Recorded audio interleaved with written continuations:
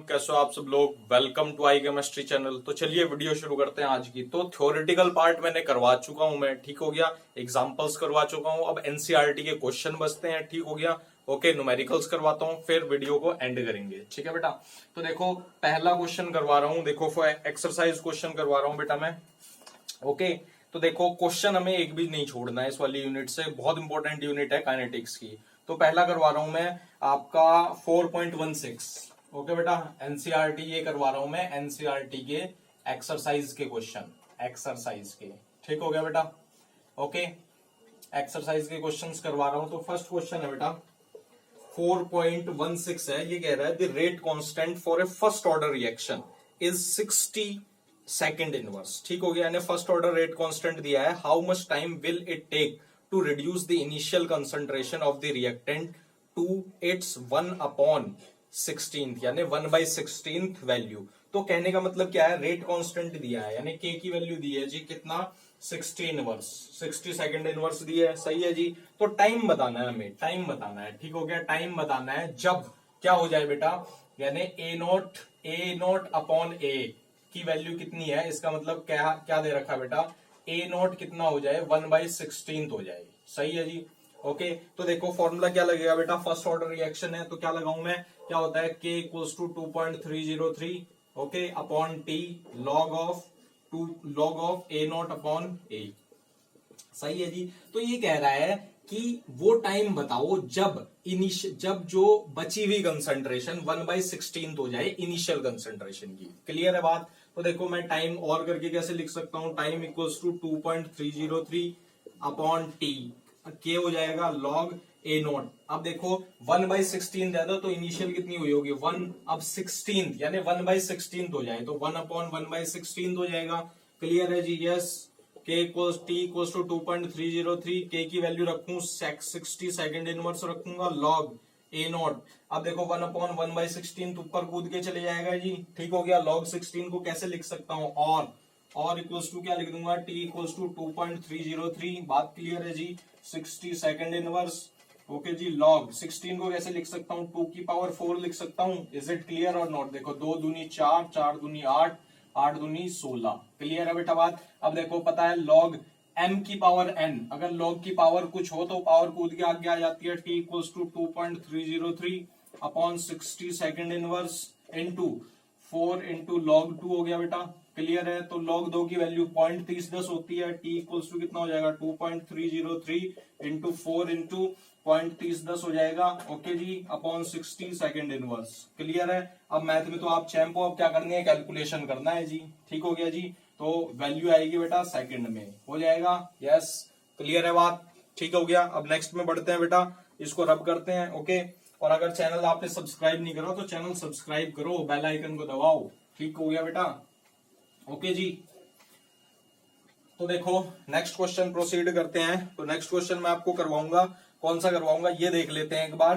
During nuclear explosion, तो nuclear reaction, इसका मतलब जो भी रेडियो एक्टिव रिएक्शंस होंगी ना वो फर्स्ट ऑर्डर कंसीडर की आती हैं। All radioactive reactions, important करके लिखो, all radioactive reactions, all radioactive reactions are first order, ठीक हो गया, फर्स्ट ऑर्डर काइनेटिक्स है, ध्यान देना बेटा, ठीक है।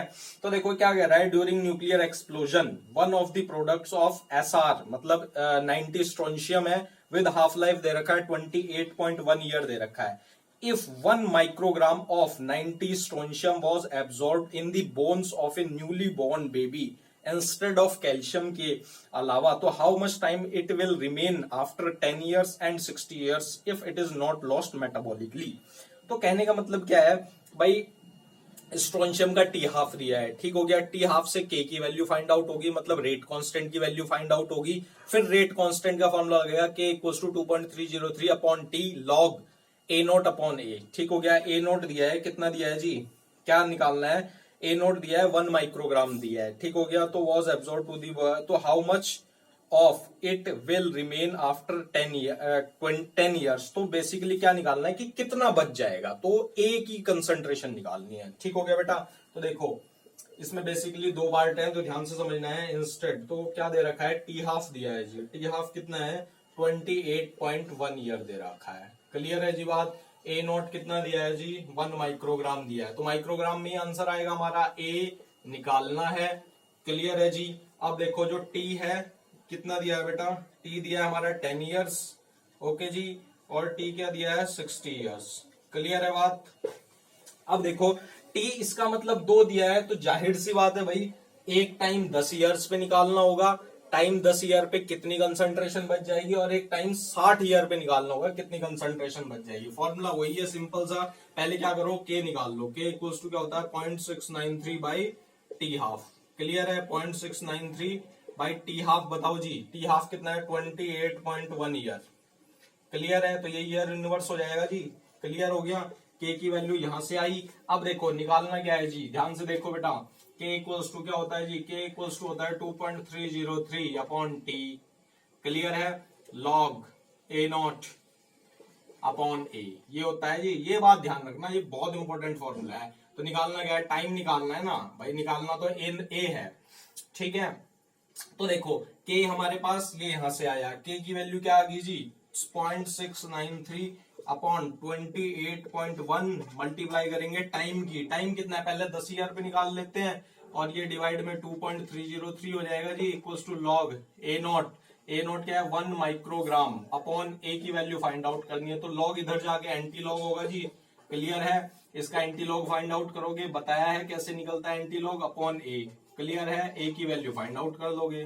बात क्लियर है या नहीं, ठीक हो गया। अब नेक्स्ट किस पे 60 ईयर पे, तो टाइम की वैल्यू क्या रख दोगे, K equals to 2.303 upon T, T मतलब 60 ईयर्स रखोगे, log A naught upon A naught same रहेगा, ए की वैल्यू फाइंड आउट करोगे 60 ईयर पे। इज इट क्लियर और नॉट, बात क्लियर है बेटा, ठीक हो गया। क्वेश्चन आपको सभी को समझ आ रहे होंगे, कमेंट करके जरूर बताना। ओके, एक बार मैं चेक कर लेता हूं वेदर इट्स फिल्मिंग और नॉट।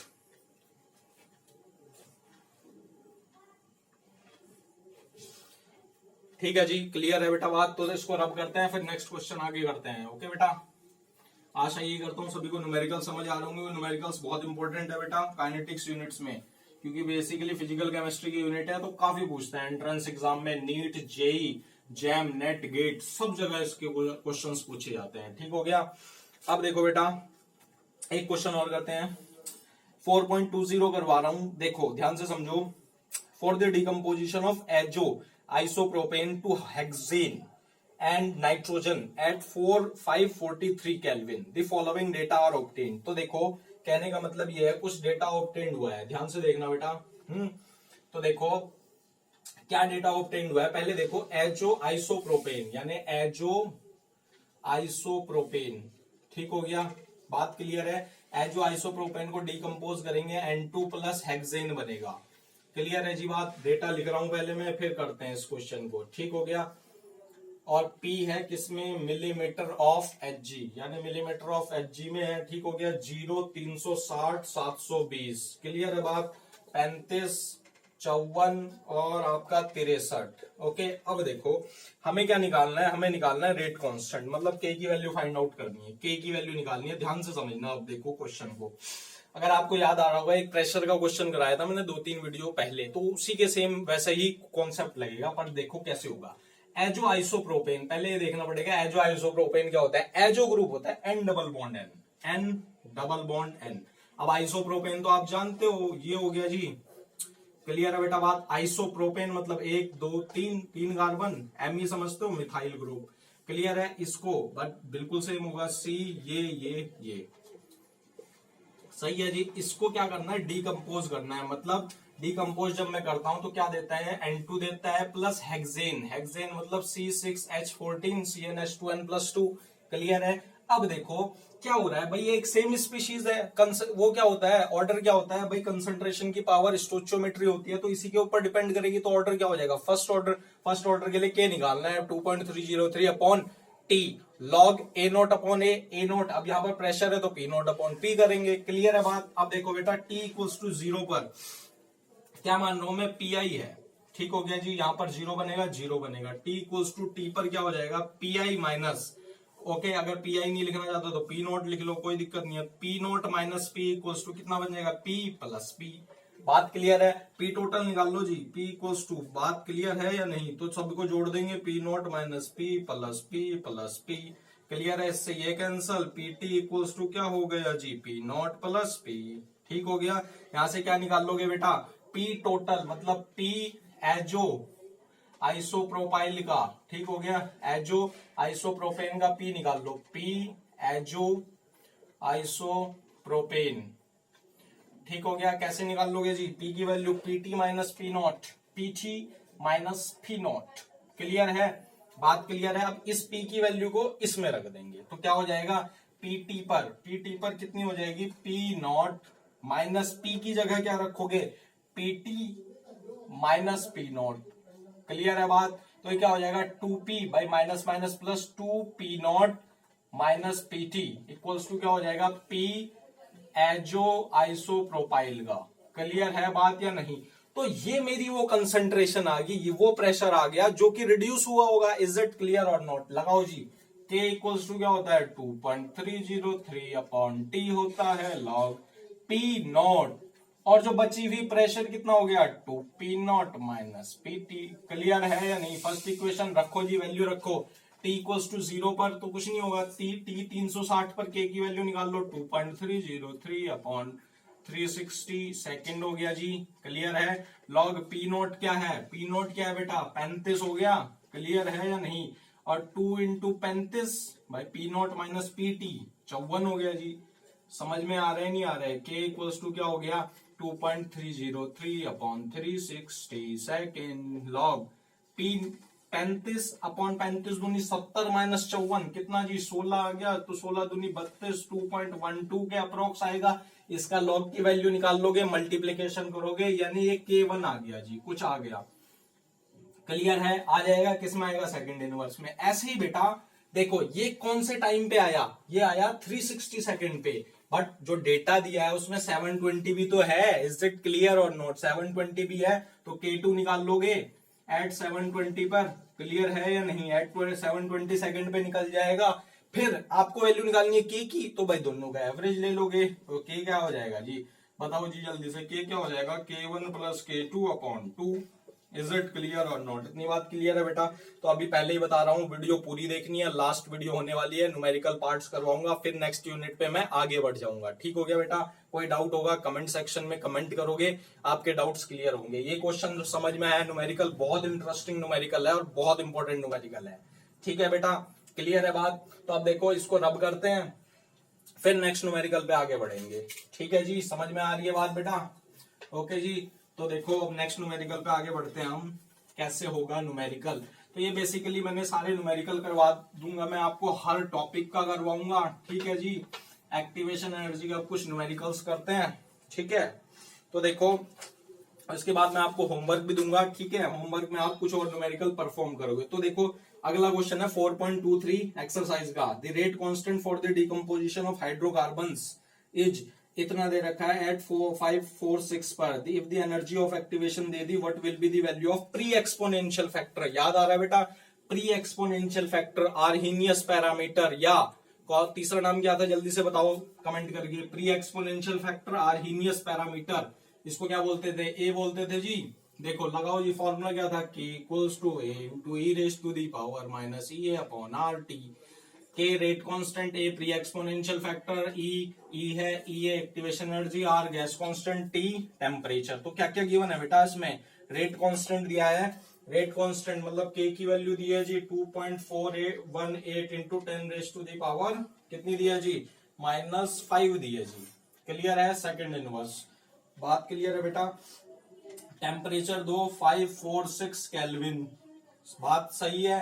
एक्टिवेशन एनर्जी कितनी है 179.9 किलो जूल मोल इनवर्स पर मोल। सही है जी, बात क्लियर है। निकालना क्या है, ए की वैल्यू निकालनी है। तो अगर मैं इसको और सिंप्लीफाई करता हूं, ध्यान से समझो बेटा, इसमें तो ई आ गया, ई का टर्म आ गया ना, तो इसको और सिंप्लीफाई कर दो। सिंप्लीफाई करने के लिए मैं टीएलबीएस कर देता हूं, taking natural log on both side. तो ln K equals to ln A minus E upon R T. समझ में आ रही है नहीं आ रही है बेटा बात। तो एक बात ध्यान रखना, लॉन ई क्या होता है, 1 होता है जी। सही है जी, तभी क्या हो गया, ये 1 हो गया तो minus E upon R T. इसको और सिंप्लीफाई करो, लॉग ले लो जी। अब एक बात ध्यान रखना बेटा, लॉन इक्वल्स टू क्या होता है 2.303 लॉग होता है जी। पहले ही बता चुका हूं बेटा मैं बात, क्लियर है? तो इसको कैसे लिखूंगा, लॉग 2 देखो ध्यान से देखो, पूरा स्टेप बताता हूं, 2.303 लॉग ऑफ के इक्वल्स टू 2.303 लॉग ऑफ ए। बात क्लियर है? माइनस ए अपॉन आर टी। समझ में आ रही है नहीं आ रही है बेटा बात? इस 2.303 को नीचे भेज दो, लॉग के इक्वल्स टू क्या हो जाएगा जी, लॉग ए माइनस ए अपॉन 2.303 आर टी। रख दो जी, अब रख दो वैल्यू। निकालना क्या है अपने को? अपने को लॉग ए की वैल्यू निकालनी है, तो लॉग ए और करके कैसे लिख सकता हूं जी, log a equals to log k minus नहीं प्लस हो जाएगा जी ए अपॉन 2.303 आर टी। रखो जी वैल्यू, लॉग के की वैल्यू कितनी है, log 2.418 into 10⁻⁻5 plus activation energy रखो जी 179 को मैं रख दूं अपनी सिंप्लिसिटी के लिए 180। ठीक हो गया, किलो जूल, इसका मतलब 10⁻³ जूल पर मोल। बात क्लियर है? 2.303 आर की वैल्यू 8.314 होती है जी, joule kelvin inverse mole inverse. Temperature बताओ जी कितना दे रखा है, 546 केल्विन में ही होना चाहिए जी, ध्यान रखना। बस अब करना क्या है आपको भाई, लॉग ए है ना, ठीक हो गया, इसकी वैल्यू कैलसी से निकाल लोगे, इसको माइनस मल्टीप्लाई करोगे और डिवाइड करोगे, वैल्यू कुछ आई, मान लो एक्स वैल्यू आई, तो ए इक्वल्स टू एंटी लॉग में तो आप चैम्पो जी। समझ में आ रही है नहीं आ रही है बेटा बात? क्लियर है? तो ए की वैल्यू फाइंड आउट हो जाएगी। बात क्लियर है? समझ में आया है नहीं आया? प्री एक्सपोनेंशियल फैक्टर कैसे निकालेंगे अगर कोई न्यूमेरिकल इस टाइप का दिया होगा। क्लियर है? हो जाएगा जी बात? ठीक है, बढ़ूं आगे? ओके, कोई डाउट हो तो पूछ लेना बेटा। ठीक हो गया, कमेंट सेक्शन में कमेंट करके। देखो जी नेक्स्ट न्यूमेरिकल पे आगे बढ़ते हैं।